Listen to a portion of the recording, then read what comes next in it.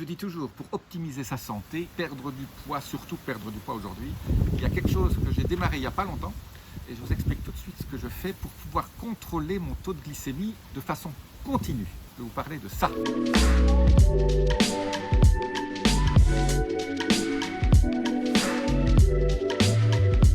Je suis Jean-Marie Buterlin, expert en rajeunissement longévité, et j'aide ma communauté à ajouter de la vie à leurs années et des années à leur vie.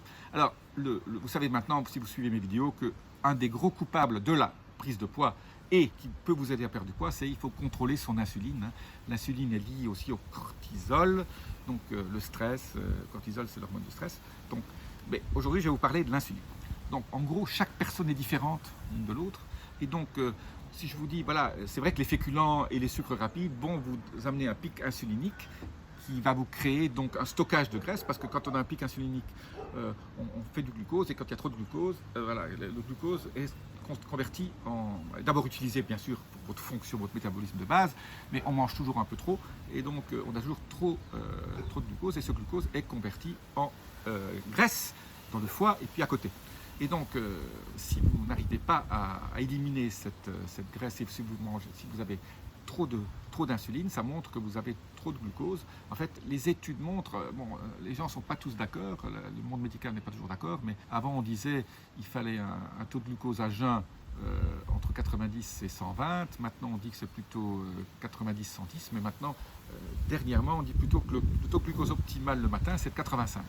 Et que déjà au-dessus de 110, on commence à être pré-diabétique. Avant, on disait c'était au-dessus de 120. Ben voilà, c'est un peu comme pour le cholestérol, tout ça est en train de changer. La meilleure manière, si vous ne voulez pas vous piquer tous les matins et avoir les languettes, moi j'ai essayé ça aussi, on le fait pendant une semaine et puis après on oublie parce que c'est trop dur.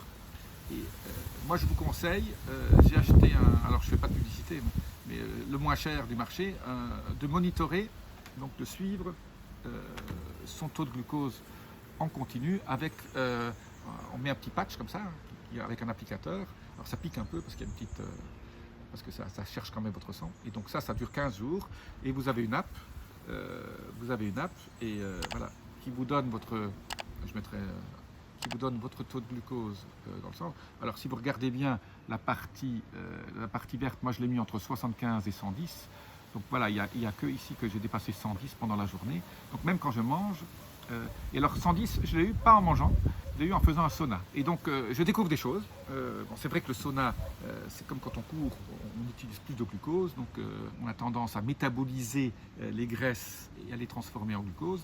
Et donc on a quand même un petit spike, un petit pic d'insuline, mais qui n'est pas monté haut, je suis monté à 118. On estime que quand vous mangez un repas normal dans lequel il y a des féculents et des sucres, il ne faut pas que votre taux de glucose monte plus que de 40 points. Donc si vous êtes normal à 100, vous avez une base à 100, il ne faut pas dépasser 140. Si vous dépassez 140, là vous commencez à être déjà pré-diabétique ou diabétique. Mais pour ceux qui ne sont pas diabétiques, si vous voulez augmenter votre flexibilité métabolique et garder un corps où vous n'allez pas mettre de la graisse autour de votre ventre, je rappelle là toujours, la graisse autour du ventre, c'est ce qui crée de l'inflammation, c'est ce qui est prédicteur de l'heure de votre mort. Il y a des études qui montrent qu'en fonction du tour de taille, vous mourrez à une certaine heure pratiquement. Et votre tour de taille doit être inférieur à la moitié de votre taille en hauteur. Petit hélicoptère qui passe au-dessus de nous, et bien pour définir votre insuline, il faut vous avez une habitude de savoir ce qui se passe dans votre corps en fonction de ce que vous mangez.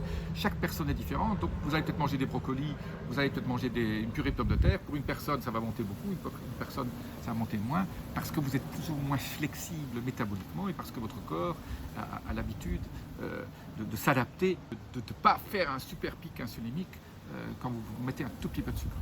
Et donc, le seul moyen de savoir les aliments qui vous sont favorables et qui ne créent pas de pic, quand vous mangez, vous avez juste une légère bague insulinique, et pour savoir, il faut les tester. Donc, quand vous achetez l'appareil, en fait, tout l'ensemble du kit, ça vaut 100 €. En tout cas, là, dans le pays où je l'ai acheté, moi, je suis en mesure anglo-saxonne, donc c'est pour ça que je l'ai converti. Il y a un facteur 18 entre les mesures anglo-saxonnes et les mesures européennes.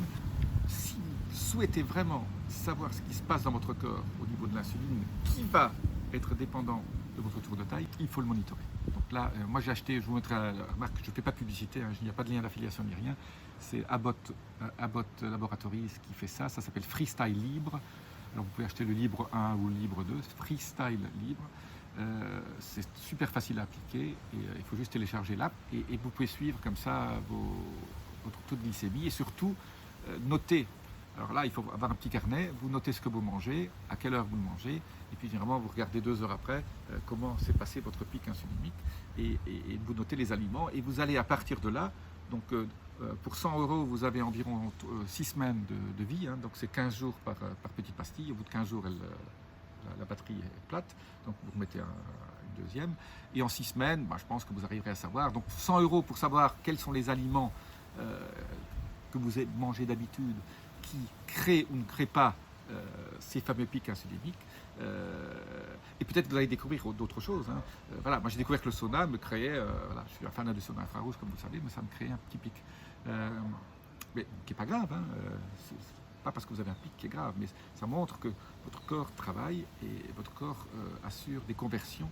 Parce que le sauna, c'est comme de l'exercice, hein, vous transpirez, donc quelque part votre rythme cardiaque augmente et consomme du glucose. Et donc ce glucose, surtout que je fais toujours le sauna pendant une période de jeûne, pendant mon jeûne intermittent, et donc j'ai déjà très peu de glucagon qui est resté. Donc quelque part, comme je mange très peu de féculents et pas de sucre du tout, je suis dans une espèce de régime cétogène presque permanent, quasi permanent, et donc le corps convertit en fait les cétones en glucose, ou utilise des cétones comme énergie, ils peuvent faire les deux. En gros, le corps utilise tout pour fabriquer du glucose, il peut utiliser tout. Hein. Il utilise d'abord bien sûr la graisse, d'abord bien sûr le sucre, hein. Tout ce qui est sucre lent et sucre rapide, ça c'est la première chose, c'est la chose la plus facile, hein. Ça c'est converti en glucose. Le fructose, très facilement converti en glucose, donc tout ce qui est fruits et le sucre des fruits. Et on dit toujours les fruits sont bons pour la santé, pas du tout. Il y a que les fruits sont mauvais pour la santé. Je vais me faire attaquer partout, donc, sauf certains, hein, sauf le kiwi, la framboise, éventuellement la fraise, quand on en trouve des bio, la myrtille, la mûre, tout ça c'est des très bons fruits, voilà, même peut-être la pomme bio, voilà. Mais des fruits très sucrés, l'orange est trop sucré, le pamplemousse rose ça va aussi, mais les fruits très sucrés sont, même le raisin, voilà, c'est beaucoup trop sucré, les cantaloupes, tout ça, beaucoup trop de sucre, et le fructose, hein, maintenant les études sortent, hein, le fructose peut être, trop de fructose n'est pas bon pour la santé et peut vous créer beaucoup de graisse. Et donc, monitorer votre taux de glucose est méga important parce que vous allez voir où sont vos pics et comment vous allez commencer à manager ces pics et voir peut-être diminuer les portions ou éliminer complètement certains aliments de votre alimentation. Donc voilà, je dis toujours, hein, il faut monitorer 3 choses, hein, votre pression, voilà, votre tension, monitorer votre rythme cardiaque, votre cohérence cardiaque la nuit avec l'ourarine et vos rythmes de sommeil, hein, profond, léger et REM. REM, c'est tout ce qui est ce qu'on appelle sommeil paradoxal. Voilà. Et ça, en le mesurant, vous arrivez donc à adapter. Voilà. En fait, la longévité et la santé, ça se mesure. Et alors la deuxième chose qu'il faut mesurer, n'oubliez jamais, hein, quand vous allez chez votre médecin, demandez toujours la vitamine D3 et la CRP-HS, qui est le signe inflammatoire. Ça, c'est une des clés de la longévité, c'est un niveau d'inflammation basse. Et donc pas juste la CRP, on va vous dire c'est inférieur à 4, 4 c'est beaucoup trop haut déjà. Il faut demander la CRP haute sensibilité. Et là, optimalement, il faut être aux alentours de 0,1 à 0,2. Moi, je suis à 0,3. Et je ne suis pas très content quand je suis à 0,3, mais tout le monde dit mais 0,3 c'est fabuleux. Oui, mais 0,1 c'est encore meilleur.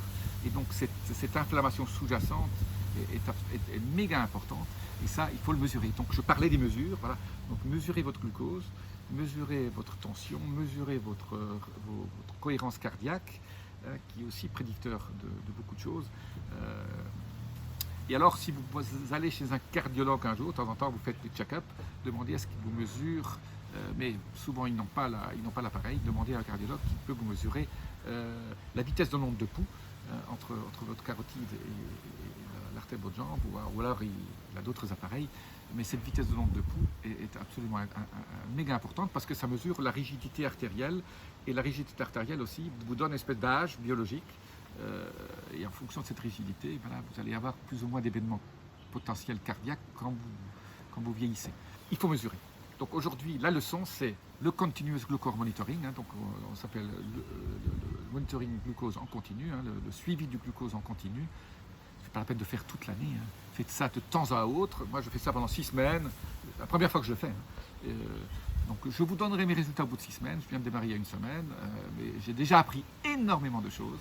Et je suis absolument... la première chose que je fais le matin, maintenant, je me teste pour voir si je suis bien en dessous des 90, 85, 90. Le premier jour, j'étais un peu haut. J'étais à 105.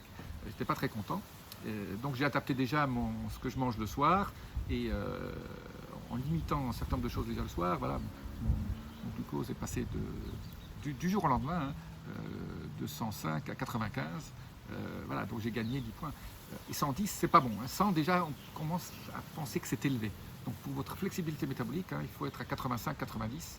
Ça, c'est absolument idéal. Alors c'est vrai que votre flexibilité métabolique, c'est beaucoup de boulot. C'est la restriction calorique, c'est...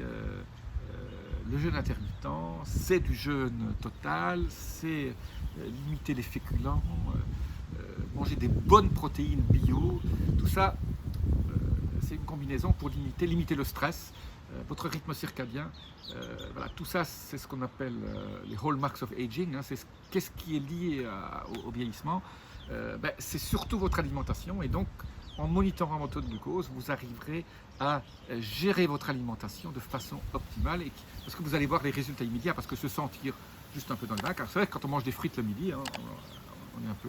oui, c'est normal, mais ça vous le voyez aussi directement en monitorant votre glucose. Voilà. Alors, freestyle, libre, voilà, il y en a d'autres, mais qui sont un peu plus chers. Mais prenez quelque chose qui n'est pas invasif, que vous pouvez mettre vous-même, que vous pouvez acheter sans ordonnance, sans rien. Et faites ça, c'est 100 € pour savoir à peu près quels sont les aliments que vous aimez. Et alors quand vous allez au restaurant et vous mangez, faites des extras, vous savez aussi, voilà, là aujourd'hui j'ai pris un dessert, ou j'ai pas pris... Ça veut dire, est-ce que le dessert... si vous êtes flexible métaboliquement, même quand vous prenez du sucre une fois de temps en temps, vous verrez que votre corps l'assimile de façon assez optimale et vous allez être surpris. Donc de temps en temps, vous pouvez vous le laisser aller. Je vous dis à très bientôt, laissez-moi vos commentaires, les petits boutons. Namasté.